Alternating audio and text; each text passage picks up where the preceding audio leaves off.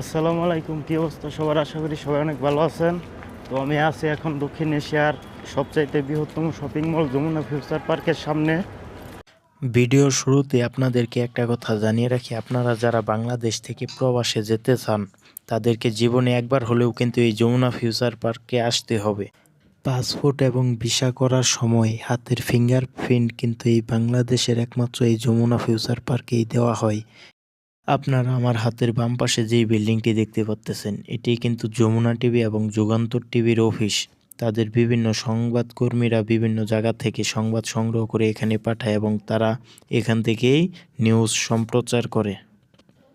Jamuna future park সকাল 11টায় খোলা হয় এবং রাত 10টায় বন্ধ করে দেওয়া হয়। আপনারা যদি সকাল সকাল চলে যান তাহলে 11টা পর্যন্ত বাইরে দাঁড়িয়ে থাকতে হবে।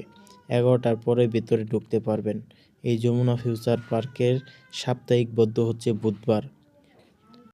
যমুনা ফিউচার পার্ক বাংলাদেশের রাজধানী ঢাকার অন্যতম বৃহৎ আধুনিক শপিং ও বিনোদন কমপ্লেক্স। এটি কুড়িল বারিধারা এলাকার প্রগতি সরণির পাশে অবস্থিত এবং 6 সেপ্টেম্বর 2013 সালে আনুষ্ঠানিকভাবে উদ্বোধন করা হয়। যমুনা ফিউচার পার্ক দক্ষিণ এশিয়ার সবচেয়ে বড় শপিং মলগুলোর একটি। প্রায় 4.1 মিলিয়ন বর্গফুট আয়তনের এই বিশাল কমপ্লেক্সে শত শত দোকান, আন্তর্জাতিক ও স্থানীয় ব্র্যান্ড, খাবারের দোকান এবং বিভিন্ন বিনোদন সুবিধা রয়েছে। সব মিলিয়ে যমুনা ফিউচার পার্ক শুধু কেনাকাটার জায়গা নয়, এটি ঢাকার একটি বড় লাইফস্টাইল ও বিনোদন কেন্দ্র, যেখানে পরিবার ও বন্ধুদের সাথে কাটানো সময়, খাওয়া দাওয়া ও ঘোরাঘুরি সবই একসাথে করা যায়। আপনাদেরকে একটা জিনিস দেখাই। এই যমুনা ফিউচার পার্কে একটা জিনিস আমার কাছে অনেক ভালো লাগছে। এটা হলো এই যে লিফটটা দেখতেছেন, লিফটটা কিন্তু এখনও চলে না। এটা আমি যখন পাড়া দেবো এটা আবার চালু হয়ে যাবে, অটোমেটিক। এটা মনে হয় যখন নষ্ট হয়ে আছে, কিন্তু পাড়া দেওয়ার পর এটা চলে। যখন মানুষ থাকে তখন এটা সুন্দর চলে।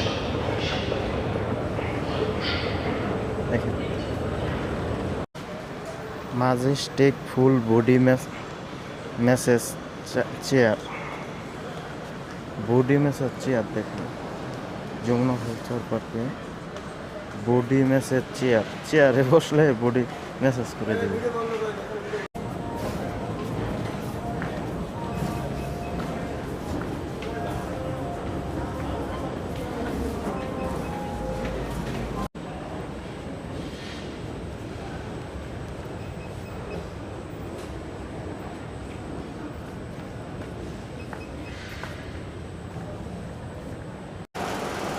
এইটা হলো যমুনা ফিউচার পার্কের একদম নিচতলা।